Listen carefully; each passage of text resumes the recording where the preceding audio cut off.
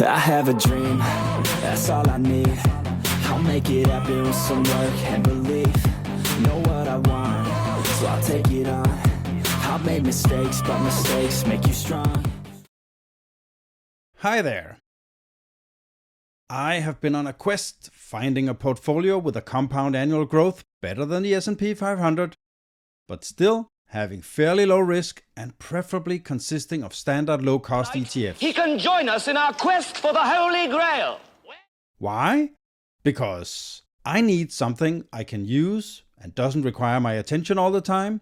I don't want to worry about specific companies, financials, if the CEO is going completely woke or something. I don't want to spend the time or risking the company being disrupted by something else. The thing is, Bob, it's not that I'm lazy. It's that I just don't care. And it's actually very hard getting up to 15% compound annual growth consistently. And those extra percent, they really matter over time. Did you know if you invested with a 10% gain and at 15% gain over 25 years, the difference would be around 3 times more? $10,000 would become around $330,000 at 15%, and at 10%, it would only be $108,000. So those extra 5% every year, they matter a lot.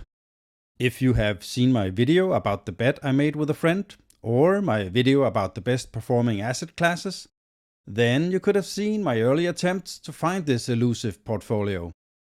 The goal has always been to find a mix of standard ETFs that will give around 15 compound annual growth every year. 15% on average every year. You're goddamn right. Beating the S&P 500 over time and being almost as secure and stable as the S&P. I know this is not a sure thing. Nothing is guaranteed, especially when we want those outside returns. But looking back at the last 20 years, that would have been the case with this portfolio I put together here. So hit that like button to continue. Go on. Go on. Okay, I'll do it. Attaboy. I'll do it, I promise. And even if something has returned 15% in the past, it's not guaranteed it will continue to do so. But on the other hand, it could do even better. So, what is this mix of ETFs, and why have I chosen them? Well, basically you could use only one ETF and be content with the around 14% returns. That could be something like the Vanguard Technology ETF, ticker VGT. I always use Vanguard ETFs as much as I can, as they historically have had the lowest fees and expenses. And those can really become a lot over time. I urge you to see my video on the SPY ETF and what that small amount in fees can amount to over time. Vanguard's VGT has only a 0.10% announced expense ratio, and it's one of the best tech ETFs around. It's an ETF with all the great tech companies like Microsoft, Apple, Nvidia, AMD, Adobe, etc. It has outperformed the S&P with over 100% in the last 20 or so years. But JB, why not just use the S&P 500? I like the simplicity. And it's a lot more secure and will give you around 10% like it did during the last 30 years.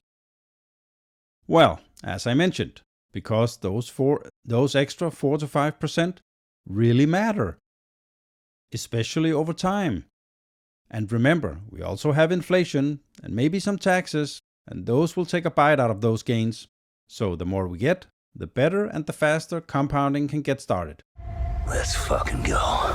Just to illustrate my point, I have made a graph with $10,000 invested at 10% over 20 years, and the same 10,000 invested at 15% over 20 years, and over 30 years, over 40 years, etc., etc. And if we had invested $10,000, never invested again, for 40 years, at 10%, those would have been $453,000. At 15% compound annual growth, it would be $2.7 million. And if we were able to let it ride to 45 years, that would be almost $5.4 million versus $728,000.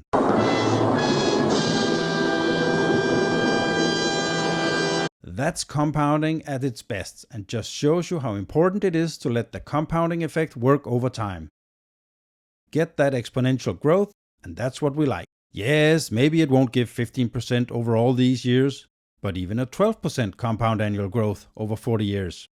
10,000 invested once with a 12% compound annual growth would become almost $1 million. By the way, if we instead of just investing 10,000 one time, we would put, let's say, $150 in every month for 40 years? With a 15% portfolio, we would have almost $6 million. It's all about consistency and time. Even at 12%, we would have $2.3 million when we retire. Yes, there is some inflation, and inflation will slowly eat up your gains as everything gets more expensive. Since 1929, the average inflation rate is around 3.19%. So if we had a portfolio with a 10% annual gain, it would be more like 7%. And as we just saw, every small percentage helps a lot over time. The more you can put in at an early stage, the faster that snowball starts, and it gets bigger and bigger and bigger, compounding every year. I tried it for a couple of years, being very frugal and investing all I had. Seriously, what the fuck are you doing? And it was astonishing to see my money make money, which makes more money, and so on. And my mantra is, sacrifice today or later in life. You decide. You will end up sacrificing at some point. It's just a matter if you decide to sacrifice now or someone else decides when you must sacrifice. And that's not fun during retirement. I'd rather decide when and what I would sacrifice and for how long. I like to be in control of my life. Is this a sure thing? No, it's not. But the odds are heavily in your favor, especially if you invest over a long time. Well, let's get to that elusive portfolio. Let's fucking go! We could use one of the extreme high-yield ETFs, but history has shown that these are not sustainable.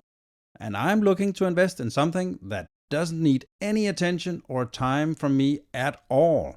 So we better reduce the field to the well-known and established ETFs. We could use the QQQ, but if you have seen my video on ETF expenses, especially the hidden ones they don't tell you about, then you will know that QQQ is much too expensive over time. But Vanguard's VGT has an announced expense ratio of 0.10%.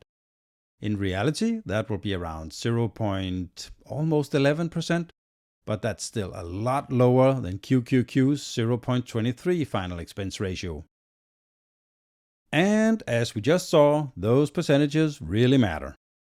Since 2004, VGT has given almost 14%, 13.91% compound annual growth, which is quite good.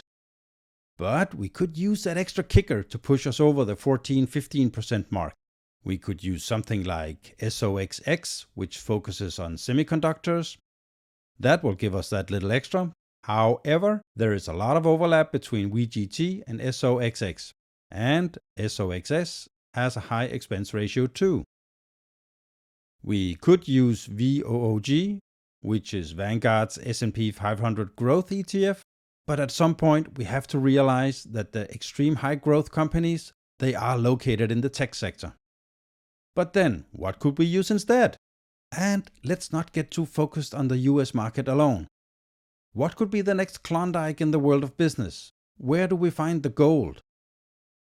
Maybe we could anticipate that a country like India will outperform in the next couple of decades, which is something I think is possible. Or we could bank on China becoming the next world leader. Oh, I don't think so. If we choose India, the ETF could be SMIN, which is iShares India Small Cap ETF. Hey, wait a minute. Small cap. Why small cap? Well, India has a lot of great companies in that group, and they grow like crazy. The SMIN ETF has returned a bit over 11% a year in the last 12 years. But if we look a little bit closer, it has returned almost 14% in the last 10 years, and it has returned almost 20% every year since 2021. So it seems they're on a roll here. But it's all a matter of risk and reward. Maybe I would be more comfortable with a lower return and less risk. Well, that's a personal choice. Risk, reward. Risk, more work. Reward. No work at all.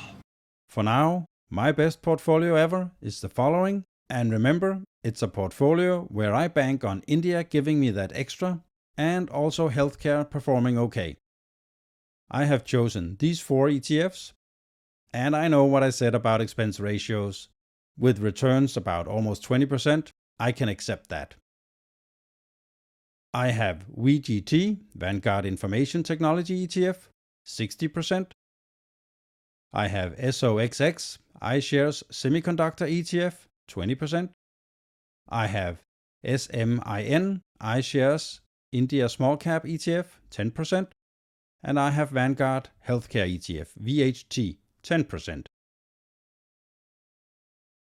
This portfolio composition has returned a bit over 20% a year for the last 12 years.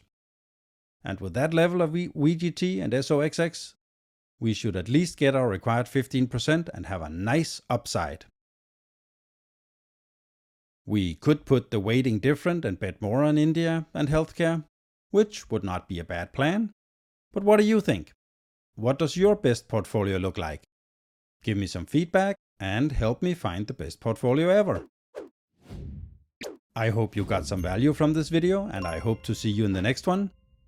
Well, by the way, did you see my last video? The one with my dividend portfolio? That's actually very cool. Starting a dividend portfolio that's giving over 10% compound annual growth in dividends? And also having some growth in the companies paying said dividends? That's pretty good. Well, I will wrap this up, and remember, the best investment you can do is in you. The more you learn, the more you earn. Toodaloo, mother suckers.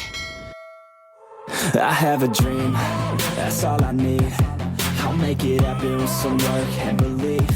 Know what I want, so I'll take it on. I've made mistakes, but mistakes make you strong. Let's break it down for a minute. I want the crown, I'm gon' get it. You hear me loud, man, I'm winning. Yeah, Charlie Sheen will be grinning. These ladies know that I'm sinning, and this is just the beginning. I'm closing in the ninth inning, there ain't no point in resisting.